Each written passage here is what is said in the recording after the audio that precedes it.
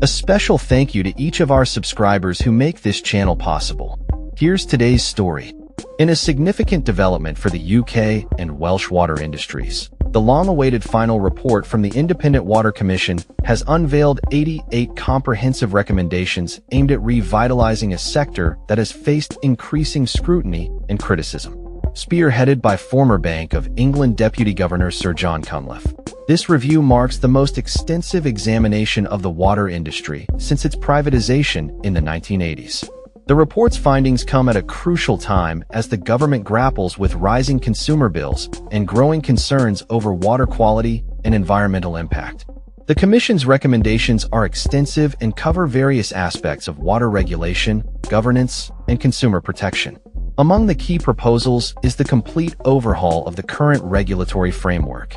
The report suggests replacing the existing regulators with a single integrated body for England and a separate one for Wales. This new regulatory structure aims to streamline oversight and enhance the effectiveness of water management. In England, the report calls for the abolition of Ofwat and the Drinking Water Inspectorate, while in Wales, it recommends integrating Ofwat's economic responsibilities into Natural Resources Wales. This shift is designed to create a more cohesive and powerful regulatory environment that can better address the challenges facing the water sector. Another significant recommendation is the establishment of 8 new regional water system planning authorities in England and 1 national authority in Wales. These authorities would be tasked with developing water investment plans that reflect local priorities and needs. By devolving planning responsibilities and resources from the regulators to these new bodies, the report aims to ensure that water management is more responsive to the communities it serves. Consumer protection is also a central theme of the report. The Commission advocates for stronger measures to safeguard customers, including expanding the role of the Voluntary Consumer Council for Water into an ombudsman service. This would provide a clearer pathway for resolving complaints and ensuring that consumer interests are adequately represented. Additionally, the report proposes the introduction of a national social tariff to support low-income customers struggling to pay their water bills. This initiative aims to address the financial burden faced by vulnerable households and ensure equitable access to water services.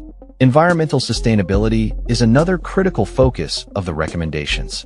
The report calls for stronger regulations regarding water abstraction, sludge management, and drinking water standards. It emphasizes the need for improved monitoring and analysis of wastewater discharges, advocating for greater digitalization and automation in these processes. In light of recent drought conditions, the Commission also recommends mandatory water metering, adjustments to wholesale tariffs for industrial users, and enhanced water reuse and rainwater harvesting initiatives. Furthermore, the report highlights the importance of tightening oversight of water company ownership and governance. It suggests new regulatory powers to prevent ownership changes that do not prioritize the long-term interests of customers and the environment. By introducing public benefit clauses in water company licenses and establishing minimum capital requirements, the Commission aims to enhance the financial resilience of water companies and reduce their reliance on debt. Public health considerations are also addressed in the report, with recommendations for legislative reforms to better manage public health risks associated with water quality. This includes incorporating public health objectives into water quality legislation and ensuring senior public health representation on regional water planning authorities. The report also stresses the need to address emerging pollutants such as PFAS, micropollutants, and microplastics, which pose significant risks to public health and the environment. To provide a clear strategic direction for the water industry, the Commission calls for both the UK and Welsh governments to publish a new long-term national water strategy with a minimum horizon of 25 years. This strategy should include interim milestones and ministerial priorities to guide regulators in their oversight of the sector. Finally, the report emphasizes the need for reforms in infrastructure and asset management to ensure the long-term sustainability of water services. It recommends that companies map and assess their assets, such as pipes and treatment works, and establish resilience standards that are consistently applied across the industry. The Independent Water Commission's report is a wake-up call for the UK and Welsh governments, urging them to take decisive action to address the shortcomings of the current water regulation system. As consumer bills rise and public confidence in the water sector wanes, the need for reform has never been more urgent. The government's commitment to considering primary legislation based on these recommendations signals a potential turning point for the industry. As Sir John Cunliffe stated, this is not just a regulatory overhaul. It is a fundamental reset of how water services are delivered and managed in the UK.